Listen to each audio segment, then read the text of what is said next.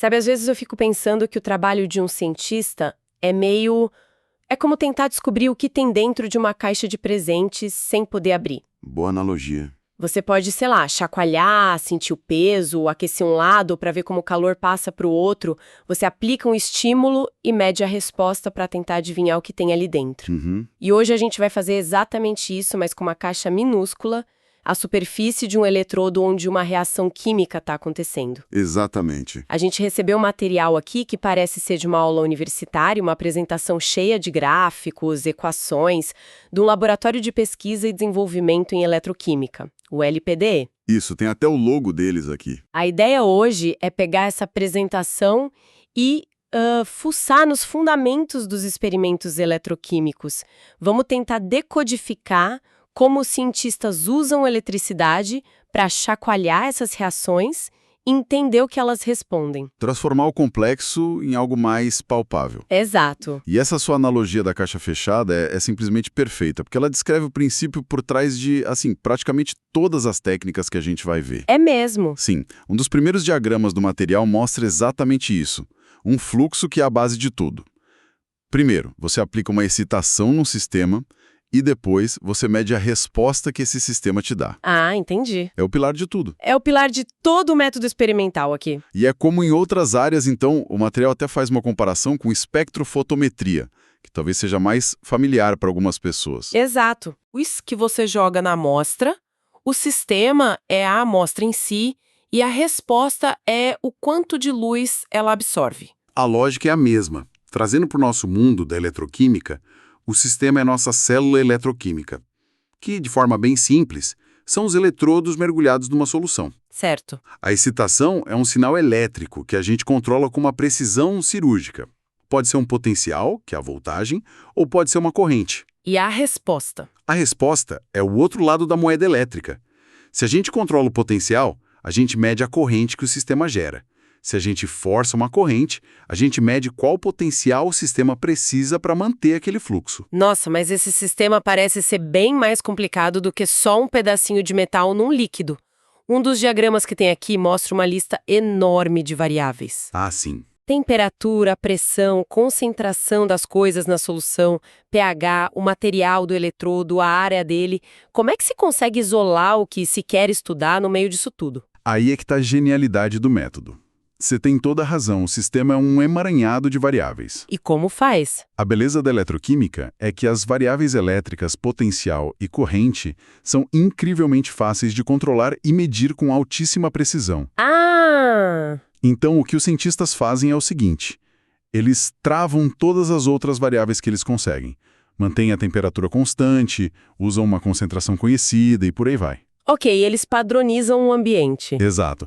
E aí eles usam um sinal elétrico como uma sonda para investigar a química. É como se, na sua caixa fechada, você pudesse controlar a gravidade lá dentro para ver como o objeto se move. Que legal. Certo, vamos explorar isso mais a fundo. Dentro dessa investigação, um termo que aparece o tempo todo no material é processo faradaico. Soa importante, parece que é o centro de tudo. Isso é a reação química em si? É a coisa que a gente quer estudar? É o coração da coisa toda. Um processo faradaico é qualquer evento que acontece bem ali, na fronteira entre o eletrodo e a solução, e que envolve transferência de elétrons. A troca de elétrons. Isso. E no momento em que um elétron pula do eletrodo para uma molécula na solução, ou o contrário, uma reação química acontece. Ou uma espécie química perde elétrons. Isso é uma oxidação. Ou ela ganha elétrons. E isso é uma redução. Perfeito. Os diagramas das células galvânica e eletrolítica que estão no material são exemplos clássicos disso. A pilha e a eletrólise. Exato. A célula galvânica é a pilha comum. Uma reação acontece espontaneamente e gera eletricidade. O zinco oxida, liberando elétrons, e o cobre reduz, recebendo esses elétrons. Certo. Já a célula eletroilítica é o oposto. A reação não quer acontecer sozinha. A gente precisa usar uma fonte de energia externa para forçar os elétrons a se moverem. Forçar a reação. Forçar a reação a ocorrer.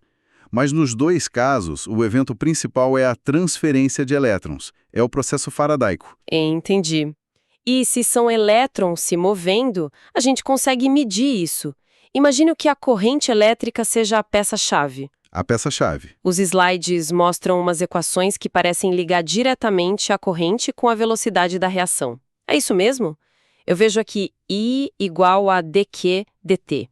E outra que diz velocidade igual a INF. Exatamente essa a conexão. A segunda equação que você mencionou é a ponte de ouro que liga o mundo da eletricidade, que a gente mede fácil, com o mundo da química, que é o que queremos entender. A ponte de ouro, gostei. Ela diz que a velocidade da reação, ou seja, quantos mols da substância reagem por segundo, é diretamente proporcional à corrente elétrica I que flui pelo circuito. Uau! O N e o F são só constantes de conversão.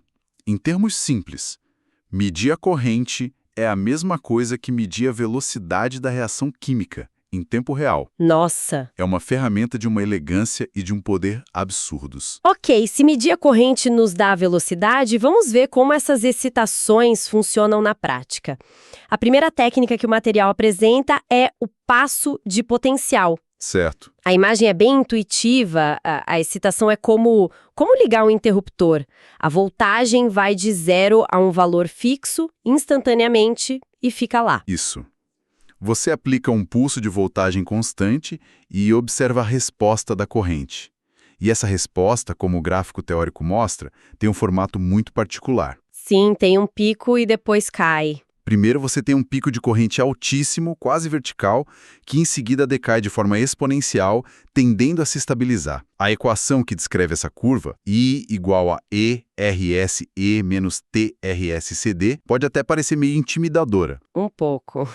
Mas a ideia por trás dela é bem visual. Certo, porque só olhar para a equação não ajuda muito. O que causa esse pico e essa queda? Pensa comigo, quando você liga a voltagem, a primeira coisa que acontece é um congestionamento de cargas elétricas na superfície do eletrodo. Tipo um engarrafamento? É como abrir uma torneira no máximo de uma vez. A água jorra com força total no primeiro instante. Esse é o pico de corrente. É o carregamento de uma espécie de capacitor que se forma ali na interface. Ok, o primeiro empurrão. Exato. Mas para a reação química continuar, novas moléculas precisam viajar do meio da solução até chegar na superfície do eletrodo. E esse deslocamento é um processo mais lento, chamado difusão. Ah... É por isso que a corrente diminui e estabiliza. A velocidade da reação passa a ser limitada pela velocidade com que o combustível consegue chegar até a superfície. Ah, agora faz muito mais sentido. E o material traz um exemplo prático disso, de um artigo da revista Catalyst. Espera um pouco. O gráfico teórico é essa curva exponencial super limpa, mas o exemplo real do artigo, ele tem um monte de ruído e as curvas não decaem para zero, elas estabilizam num platô. Boa observação. Por que essa diferença? O que esse platô, essa corrente que não morre, está nos dizendo na prática? Excelente. Essa é a diferença entre a teoria ideal e o laboratório. Esse platô de corrente que você notou é exatamente a velocidade da reação sendo limitada pela difusão que a gente acabou de falar. Ah, então é o limite de velocidade. É a velocidade máxima que a reação consegue atingir naquelas condições, quando o combustível chega de forma constante. No gráfico do artigo, que usa uma técnica chamada cronoamperometria, eles estão comparando diferentes catalisadores. Certo. O objetivo ali é ver qual deles consegue manter a reação rodando de forma mais eficiente. E como a gente sabe qual é o melhor? Só olhando para esse gráfico? A gente procura a curva que se estabiliza no platô de corrente mais alto. Aqui fica mais para cima. Exato. No caso, é a linha sólida, a PTMI 63, SN12, TASVAF4C. Ela nos diz que aquele material é o campeão da prova. Ele não só começa forte, como mantém o ritmo da reação mais alto por mais tempo. Entendi. Numa aplicação real, como numa bateria ou num sensor que precisa funcionar por horas, é essa sustentação que separa o material promissor de um material realmente útil. É incrível como um simples liga-desliga de voltagem já nos diz tanto. Mas e se, em vez de um salto brusco, a gente aplicasse a voltagem de forma gradual? Como se a gente estivesse aumentando o volume de um rádio lentamente. Sim. Os materiais mostram que essa abordagem, a varredura de potencial linear, nos dá um retrato ainda mais completo do sistema. Sim, essa é talvez a técnica mais famosa da eletroquímica, a voltametria cíclica. A excitação aqui é uma rampa. O potencial sobe linearmente até um certo ponto e depois desce linearmente de volta ao início. Uma onda triangular. Exato, forma uma onda triangular. Ao varrer o potencial para cima, a gente provoca as reações de oxidação. Ao varrer para baixo, a gente observa as de redução. É um check-up completo. E o gráfico de resposta disso é bem diferente. Olha só, o mesmo artigo tem outro gráfico que parece bem mais complexo. Não é mais uma curva caindo. Agora parece um bico de pato. Bico de pato é uma ótima descrição. Muita gente usa essa analogia. É isso que acontece quando aplicamos essa rampa de potencial. O que cada parte dessa forma estranha significa? Esse gráfico, que plota a corrente versus o potencial, é uma verdadeira mina de ouro de informações. Cada pico nesse bico de pato corresponde a um evento faradaico, uma reação de oxidação ou de redução. Cada pico é uma reação. Exato. A posição do pico no eixo do potencial nos diz com que facilidade ou dificuldade aquela reação acontece, e a altura do pico está relacionada com a velocidade da reação e com a concentração da espécie que está reagindo. Então, comparando os bicos de pato dos diferentes materiais no exemplo, os cientistas conseguem mais pistas sobre qual é o melhor. Exatamente. Eles olham, por exemplo, para os picos de oxidação, que é a reação de interesse deles. Um catalisador que mostra esse pico num potencial mais baixo é, em geral, mais eficiente. Ah, precisa de menos esforço. Menos esforço elétrico, menos energia para fazer a reação começar. A área total dentro da curva também dá informações sobre a área de superfície ativa do material. É como se esse gráfico fosse uma impressão digital eletroquímica de cada catalisador. Que legal! Comparando as impressões digitais, eles sabem qual material tem as características que procuram. Ok, até agora a gente controlou a voltagem e deixou a corrente responder. Mas os materiais indicam que dá para fazer o caminho inverso, né? Sim. E se a gente fixar a corrente e ver qual voltagem o sistema precisa para mantê-la? A técnica é chamada de passo de corrente. Isso mesmo. Agora a gente inverte o jogo. Essa técnica se chama cronopotenciometria. A gente impõe uma corrente constante ao sistema e mede o potencial que ele precisa desenvolver para sustentar essa corrente. Certo. É como colocar um carro no piloto automático a 100 km por hora e observar o quanto o motor precisa trabalhar para manter essa velocidade, numa subida, numa descida ou no plano. E a teoria parece simples de novo. O gráfico teórico mostra o potencial dando um salto inicial e depois subindo como uma reta. Exato. Mas, quando a gente olha para o exemplo prático, o cronopotenciograma, a história é outra. A teoria é uma reta subindo, mas o gráfico prático é uma maratona de 200 horas com curvas que se comportam de maneiras bem distintas. Pois é. Que essa corrida de longa distância está mostrando? Essa corrida é um teste de resistência, um teste de estabilidade do catalisador. Em aplicações como células a combustível, que precisam gerar energia por milhares de horas, não adianta o material ser bom só no começo. Ele precisa ser um maratonista. Entendi. O que se busca é uma linha como a verde, a PT43SN24Ni22GA11CL6, que se mantém baixa e estável. Isso significa que o catalisador é eficiente, porque precisa de pouco potencial, pouca energia. E estável. E estável, porque não se degrada com o tempo. E a linha vermelha, que sobe e tem um monte de picos. O que aconteceu ali? A linha vermelha é o corredor que está perdendo fôlego. O potencial subindo significa que o catalisador está se tornando menos eficiente.